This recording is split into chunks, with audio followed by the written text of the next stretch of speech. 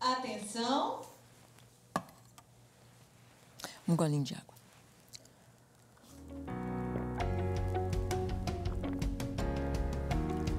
3, 2, 1. Olá, mais uma vez aqui estamos com o nosso programa Alinhando os Ponteiros, chamando você a estar conosco, a ler a Palavra de Deus, lendo o livro de Atos, aprendendo a história da igreja, caminhando com os nossos primeiros irmãos, caminhando com os apóstolos na sua jornada missionária pelas cidades ali da Ásia Menor, subindo pela Ásia, pela Europa, levando a mensagem do Senhor, mas encontrando momentos difíceis, encontrando perseguição, encontrando oposição. E vamos ver que oposição até mesmo dentro da igreja. Questões para serem resolvidas, como, por exemplo, circuncisão e salvação. Será que para ser salvo tem de estar circuncidado? Será que para ser salvo tem de ser judeu ou guardar a lei? Vamos ver o que a palavra nos diz. Vamos ver como foi resolvida esta questão a respeito da circuncisão e da salvação. Deixe o seu coração aberto para Deus, para ouvir Jesus falar com você. Ele nos fala. O programa Alinhando os Ponteiros já começou.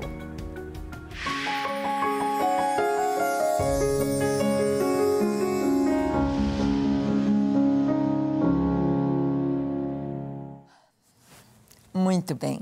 Nós sabemos que a palavra de Deus nos mostra de uma forma muito clara todas as coisas sem maquiagem, sem mudar nada. Se alguém foi bravo, se alguém brigou, se alguém perdoou, se alguém foi manso, se alguém foi paciente ou impaciente, tudo está muito claro na palavra de Deus. Deus nos mostra o homem como ele é. Deus nos mostra as coisas como elas são, mas Deus nos mostra a sua direção, a sua resposta como deve ser. E nós vamos ver que na igreja primitiva, a igreja do primeiro século, nós vamos ver que os irmãos já começaram a enfrentar algumas questões teológicas, algumas definições, algumas direções em que se tinha apenas o Antigo Testamento, o que Deus mandou a Abraão, a Isaac, a Jacó, a nação de Israel, o que era lei para eles e como deveria ser agora para o povo de Deus em Cristo Jesus. Vamos ver aqui essa questão da circuncisão e da salvação em Atos capítulo 15, versículos 1 e 2. Diz assim a palavra: alguns indivíduos que desceram da Judeia ensinavam aos irmãos: se não vos circuncidardes segundo o costume de Moisés, não podeis ser salvos. Tendo havido da parte de Paulo e Barnabé contenda e não pequena discussão com eles, resolveram que esses dois e alguns outros dentre eles subissem a Jerusalém aos apóstolos e presbíteros com respeito a esta questão. Bem, a palavra está nos dizendo aqui que onde a igreja foi plantada, onde a igreja depois de Jerusalém cresceu muito e muito, foi em Antioquia. Em Antioquia. Então, ali naquela cidade, ali na igreja de Antioquia, quando Paulo e Barnabé voltaram da sua primeira viagem missionária, encontraram os irmãos cheios de dúvidas. Por quê? Porque alguns que eram de Jerusalém, eles foram para Antioquia e começaram a colocar na cabeça dos irmãos que todo gentio, que todo mundo que fosse salvo, todo mundo que recebesse Cristo como Senhor e Salvador, todo mundo que recebesse o Espírito Santo, todos que se tornassem cristãos, deveriam ser circuncidados. Porque esta era a lei. Porque isto era o que Moisés mandou fazer, isso é o que a lei dizia, isto era aliança com Deus. e começaram a falar de tal forma, e Paulo chega ali em Antioquia junto com Barnabé, com tantas coisas boas para compartilhar, mas encontra aquele alvoroço. Os judaizantes, aqueles que diziam, tem de circuncidar para ser salvo, e os cristãos que vieram dos gentios, os cristãos gentios e os cristãos em Antioquia. Havia aquela discussão. O que deveriam fazer? Paulo e Barnabé, eles discutiram com esses irmãos, houve uma contenda não pequena, houve um bate-boca, houve um momento difícil. Paulo falava, Barnabé falava, os outros falavam, tem de circuncidar, tem de guardar a lei, isso é Bíblia, tem de seguir o que a Bíblia diz. E Paulo dizia, não é assim, não é assim. Então, resolveram, o pessoal então de Antioquia resolveu enviar para Jerusalém Paulo, Barnabé e mais alguns irmãos da igreja para resolverem a questão. Isso vai ser feito. Eles vão até Jerusalém, eles vão ter uma reunião na igreja, uma reunião com todos os apóstolos. A maioria deles ainda vivia, a maioria deles ali estava, dirigidos por Tiago, irmão de Jesus, dirigidos por Pedro. Então, estavam em Jerusalém. A igreja em Jerusalém era bem forte, era uma igreja grande, uma igreja que já estava com cerca de 5.000 ou mais de 5.000 membros. Se reuniam todos os dias no templo, na hora nona para orar, se reuniam de casa em casa e se reuniam possivelmente também naquele cenáculo onde foram cheios do Espírito Santo e tratavam das questões relacionadas à igreja. A igreja em Jerusalém era grande, dirigida pelos apóstolos. Então nós vamos ver que ali em Jerusalém, Paulo e Barnabé vão trazer o seu relatório das viagens missionárias, da viagem missionária. Indo àquelas cidades todas, Antioquia, Derbe, Listra, Icônio, eles foram a todas, a Perge, e plantaram igrejas, consolidaram os irmãos. Olha o que está escrito em Atos 15, versículos 3 e 4. Enviados, pois, e até certo ponto acompanhados pela igreja, atravessaram as províncias da Fenícia e Samaria, e narrando a conversão dos gentios, causaram grande alegria a todos os irmãos. Tendo eles chegado a Jerusalém, foram bem recebidos pela igreja, pelos apóstolos e pelos presbíteros, e relataram tudo o que Deus fizera com eles. Bem, Paulo e Barnabé, eles saem ali de Antioquia, eles vêm com os irmãos e contam o que Deus fez. Contam as experiências maravilhosas, contam como Paulo foi apedrejado, tido como morto, como Paulo se levanta, como ele continua pregando, como ele está renovado no Senhor.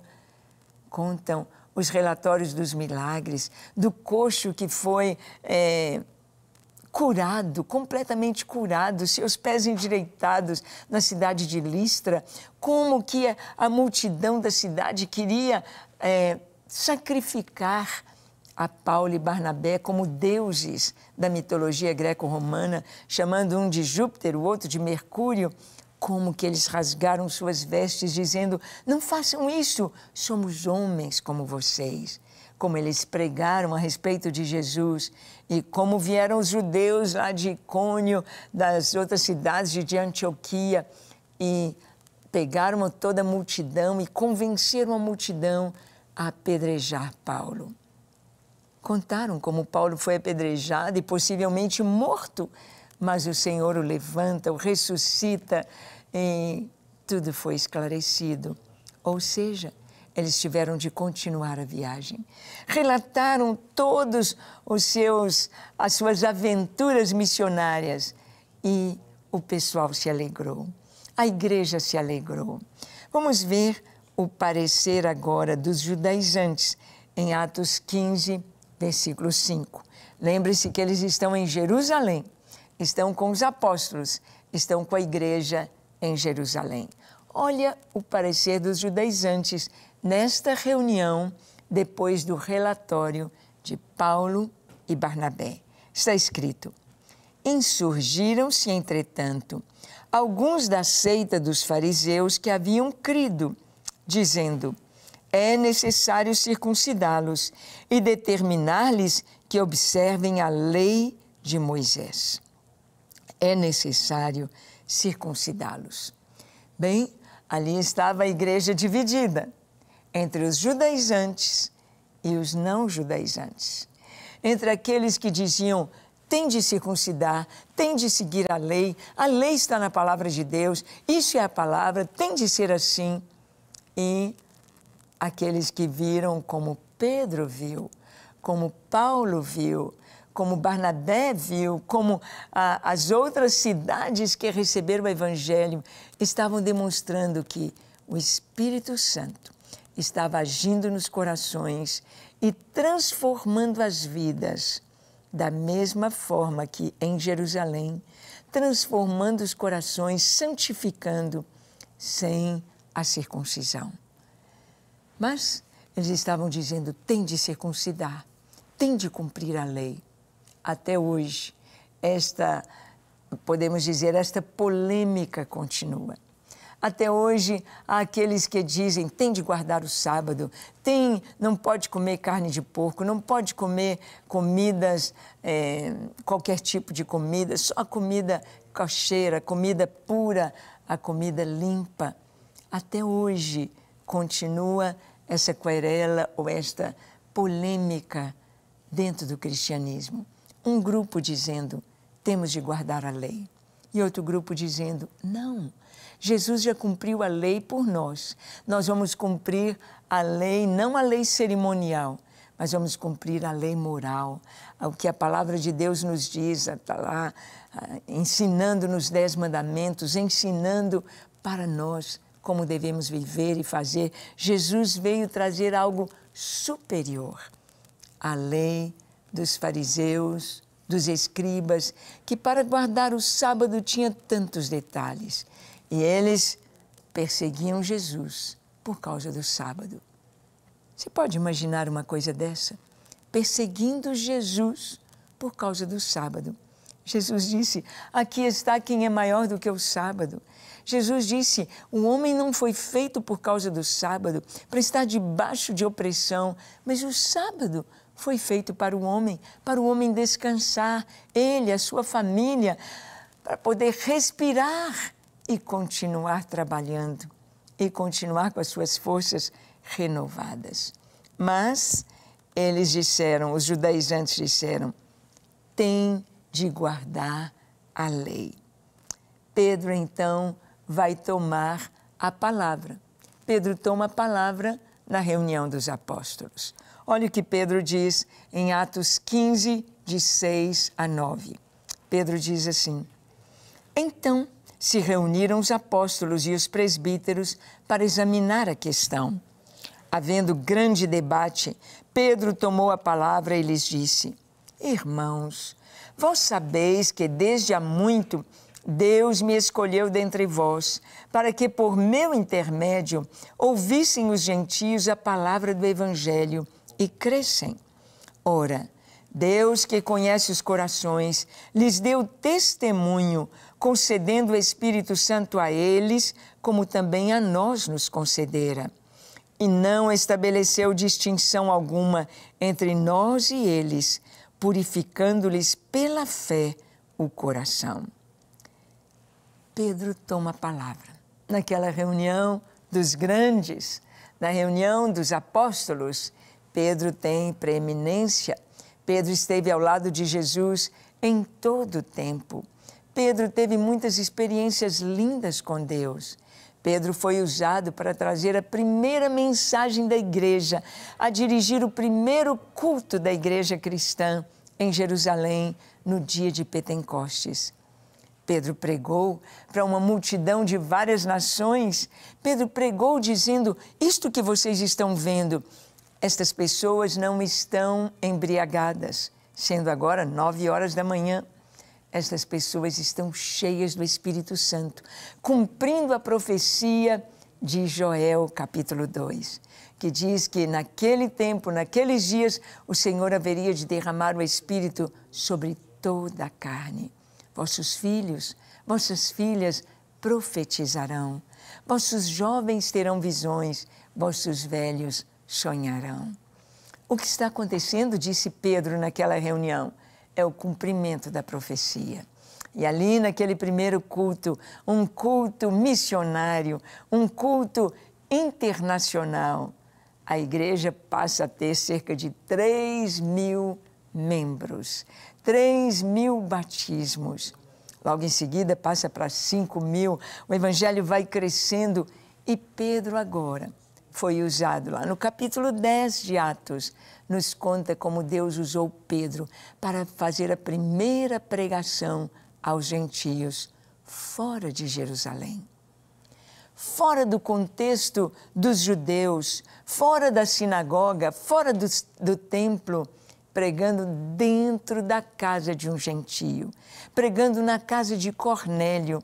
Pedro entra naquela casa, prega o evangelho e o Espírito Santo veio sobre aquele centurião romano e sobre toda a sua família, e seus amigos e seus parentes, e todos foram cheios do Espírito Santo e foram batizados. Pedro lembra essa história para os irmãos que estão ali reunidos em Jerusalém. Ele lembra para os seus irmãos, para os apóstolos, como Deus o escolhera para levar a mensagem aos gentios. E como Deus é tão maravilhoso, como Deus levara Pedro à casa de um gentio, onde ele jamais entraria. Tanto que lhe chamaram a atenção em Jerusalém, dizendo, como você pôde entrar na casa de gentio? Claro, Pedro só entrou porque ele teve a convicção de Deus, por aquela visão que Deus lhe deu. Ao meio-dia, como que um lençol suspenso pelas 4 pontas, descendo até a terra, cheio de animais, répteis, aves, mamíferos, quadrúpedes, de toda espécie. E ele ouviu a voz do céu dizendo, levanta-te, Pedro, mata e come. Ele disse, jamais farei isso. Nunca entrou uma comida impura na minha boca. Eu vou comer crocodilo, tartaruga, camarão, porco? Jamais. E o Senhor disse, não consideres imundo ou comum o que Deus santificou. Deus estava trazendo um novo tempo, um mover, uma lição especial dele. Deus estava dizendo, não separe as pessoas. Não considere comum aquilo que Deus santificou. Povo de Deus não é só Israel, mas é o Israel de Deus. É o remanescente, são os que creem, os que creem, os que creem. E crer não é intelectualmente. Crer é em confiança, entrega, é recebendo uma nova vida, uma nova identidade, o selo do Espírito Santo. E foi isso que Pedro falou na reunião. Ele disse, olha, irmãos, vocês sabem que Deus me escolheu para que os gentios ouvissem o Evangelho. E vocês sabem como que Deus deu o Espírito Santo para eles, como eles foram cheios do Espírito Santo. E nós não podemos negar o batismo, não podemos negar que são nossos irmãos, apesar de não serem judeus.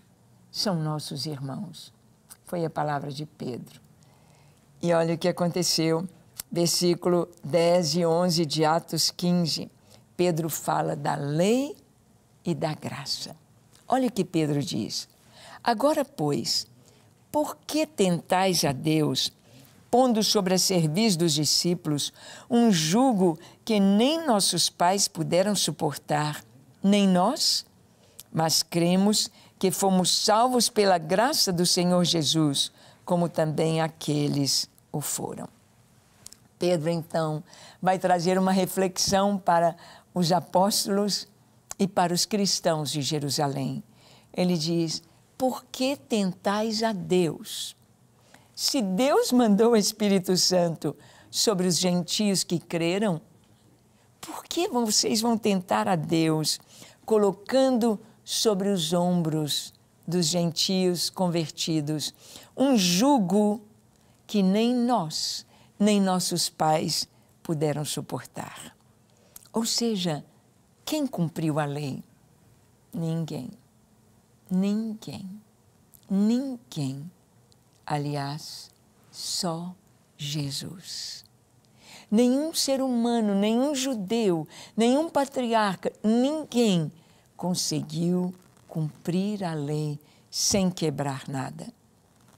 Porque Tiago vai nos dizer isso, e Paulo também: se nós obedecemos 90%, 99% da lei, quebramos 0,1%, deixamos de cumprir toda a lei. Então, o Senhor fala: se você não mata, mas rouba, se não rouba, mas mente, qualquer coisa que fizermos contra a lei, contra os mandamentos, estamos descumprindo, estamos quebrando. Ninguém conseguiu. Pedro está dizendo: por que tentais a Deus? Por que vocês querem ensinar para Deus o que Ele deve fazer? Se Ele deu o Espírito Santo, se Ele selou como filhos de Deus aqueles que não cumprem a lei, aqueles que não estão debaixo da lei, por que vocês querem tentar a Deus, pondo sobre eles um jugo que nem nós, nem nossos pais puderam suportar? Realmente, o jugo da lei é pesado.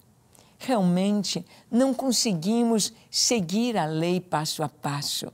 Então, ele mostra a graça. Mas cremos que fomos salvos pela graça do Senhor Jesus, como aqueles também o foram. A salvação é pela graça, não é pela lei. Não é pelas obras, para que ninguém se glorie. É pela graça. A graça de Jesus, a bondade de Jesus, a justiça de Jesus, o amor de Jesus. Ele pagou o preço para que eu e você fôssemos salvos.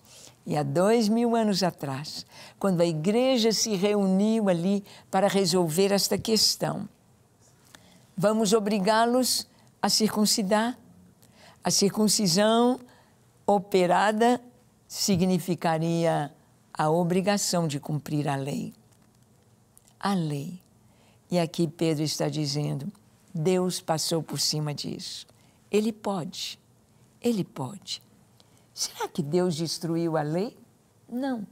Ele cumpriu. Cada detalhe da lei era profético a nosso respeito. Nós sabemos que sem o Espírito Santo jamais conseguiríamos agradar a Deus. Sem o Espírito Santo jamais seríamos salvos. Sem o Espírito Santo como selo da nossa fé, jamais teríamos a vida eterna. E o Espírito Santo nos é dado por Jesus, quando cremos nele como Senhor e Salvador. Você crê em Jesus? Já está salvo? Que tal orar agora? Vamos orar? Feche os seus olhos, curve a sua fronte, se for possível, se ajoelhe. Ore comigo dizendo assim: Senhor, como eu preciso de Ti, como eu preciso compreender melhor a Tua palavra, como eu preciso ser liberto da religiosidade, da lei dentro do meu coração, como eu preciso de Ti, ó Espírito Santo de Deus. Perdoa os meus pecados, perdoa a minha religiosidade, perdoa-me, dá-me um coração puro, limpo na Tua presença e encha-me com Teu Espírito Santo. Eu Te quero, eu Te busco, eu me entrego a Ti para ser inteiramente Teu, hoje e eternamente. Recebe a minha vida e o meu coração. Com tudo que sou, com tudo que tenho, eu me entrego a Ti, em nome de Jesus. Amém. Amém e amém. Graças a Deus. É isso. Fique firme em Jesus. Ame-o. Leia sua palavra. Ore todos os dias e tenha uma vida bonita na presença do nosso Deus. Que Ele te abençoe ricamente e até o nosso próximo encontro, quando aqui estaremos compartilhando com você a palavra de Deus. Até lá!